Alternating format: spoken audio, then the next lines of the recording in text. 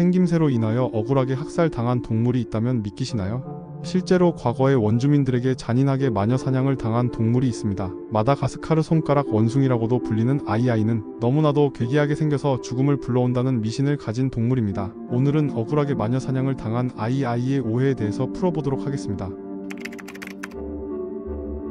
아이아이라는 이름은 마다가스카르 원주민들의 언어에서 유래되었다고 전해지지만 정확한 의미는 아직까지 밝혀지지 않았습니다. 여러가지 가설 중 가장 유력한 세 가지가 있습니다.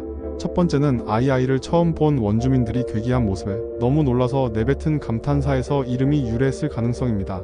원주민들 입장에서 밤에 활동하고 있는 아이아이를 보면 충분히 놀라서 나온 말이라고 추측할 수 있습니다. 두 번째는 마다가스카르 섬에 방문한 이방인이 원주민들에게 이 동물이 무엇이냐고 물어보자 놀라서 아이아이라고 외친 것입니다.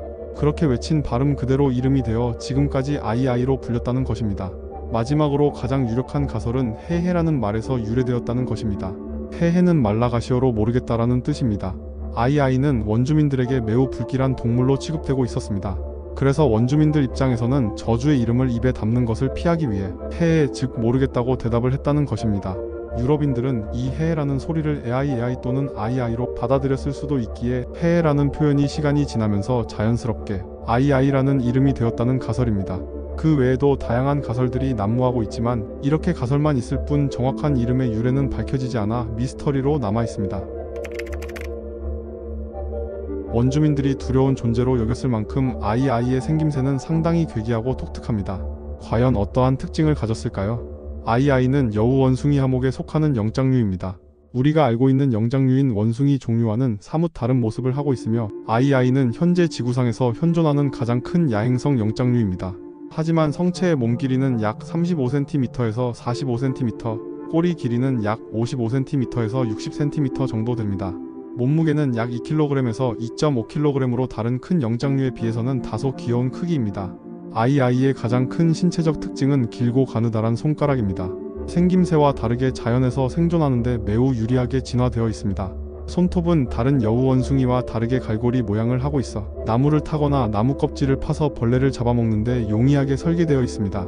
특히 가운데 손가락은 다른 손가락들과 다르게 매우 특이할 정도로 가늘고 얇습니다. 얇은 손가락의 용도는 뒤에서 자세히 설명을 드리겠습니다. 꼬리는 몸보다 길고 두꺼우며 일반적인 원숭이들과 다르게 털이 매우 풍성합니다. 이러한 꼬리는 아이아이가 나무 사이를 이동할 때 균형을 잡을 수 있는 지지대 역할을 하며 야행성 생활을 하는 아이아이의 체온을 유지하는 데 중요한 역할을 합니다. 눈은 밝은 노란색에서 주황색 빛을 내기 때문에 어두운 밤에 봤을 때 더 괴기하게 느껴집니다. 첫 꼭지는 사타구니에 위치하고 있어 여우 원숭이들 사이에서도 차별화된 특징을 가지고 있습니다. 아이아이는 마다가스카르 동부 해안에 우거진 열대우림이나 건조한 낙엽수림에 주로 서식합니다.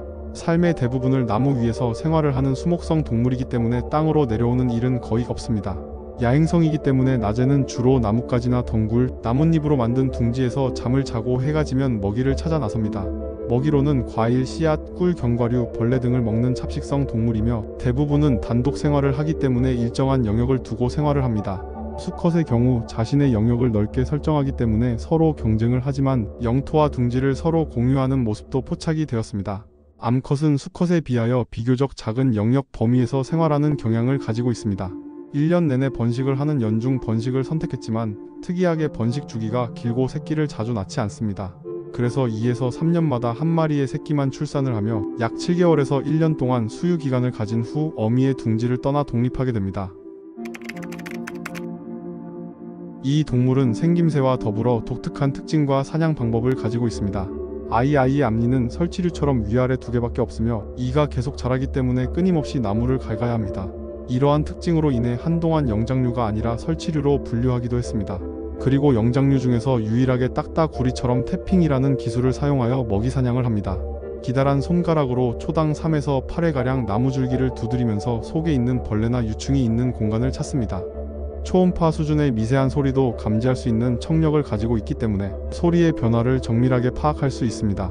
이후 앞니와 갈고리 발톱을 이용하여 구멍을 파낸 다음 기다랗고 얇은 가운데 손가락을 이용하여 나무 구멍 속 안에 있는 벌레나 유충을 찔러 꺼내 먹습니다. 이러한 특징과 사냥 방법은 일반적인 영장류와 완전히 다른 방식으로 마다가스카르의 환경에 맞춰서 진화한 독창적인 생존 전략이라고 볼 수 있습니다. 아이아이는 괴기한 생김새 때문에 수많은 미신이 만들어져 억울하게 마녀 사냥을 당했습니다. 아이아이가 가운데 손가락으로 가리킨 사람은 죽음을 맞이한다는 대표적인 미신이 있으며, 아이아이가 마을 사람 집안으로 들어와 손가락으로 꿈을 꾸고 있는 사람의 대동맥을 찔러서 죽인다거나, 아이아이가 마을에 나타나면 마을 사람들의 죽음이 예고된다는 등의 매우 잔인하고 무서운 미신들이 존재했습니다. 이러한 미신으로 인하여 마다가스카르 사람들 사이에서 아이아이는 매우 불길한 징조로 여겨졌으며, 과거에는 이러한 미신 때문에 아이아이를 발견하면 즉시 무참하게 죽여버렸습니다. 이렇게 어이없게 마녀 사냥을 당한 아이아이는 당연히 현재 멸종 위기 종이 되었습니다. 하지만 다행히도 근래에 들어서 억울하게 죽임을 당하고 있는 아이아이를 보호하기 시작하였고, 저주의 동물이 아닌 지켜야 하는 동물로 인식이 바뀌게 되었습니다. 또한 마다가스카르 현지인들에게도 교육을 진행하고 있어 절멸되는 참사는 막은 상태입니다. 이러한 노력으로 아이아이는 현재 마다가스카르의 대표적인 신비한 희귀동물로 알려져 있습니다.